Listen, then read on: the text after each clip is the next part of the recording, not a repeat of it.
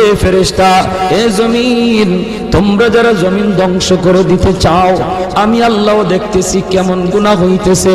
যেই মানুষে আমি আল্লাহ এত আদর করে বানাইলাম, আসমান আল্লাহ বানাইছেন কুন ফায়াকুন বইলা, ফেরেশতা আল্লাহ বানাইছেন কুন ফায়াকুন বইলা, জমিন আল্লাহ বানাইছেন কুন ফায়াকুন বইলা, কিন্তু আমারে আপনারে আল্লাহ পাক কুন ফায়াকুন বইলা বানায় নাই। আমাকে আপনাকে যখন আল্লাহ বানাইছে, খালাকতু বিয়াদাইয়া, আল্লাহ বলে আমি আমার নিজের হাত দিয়া বান্দা বান্দিরে বানাইছি। কারণ এই চেহারার মধ্যে এত দামি কপাল, ওই কপাল দিয়া বান্দা আমার কুদরতি কদমে সাজদা দিবে।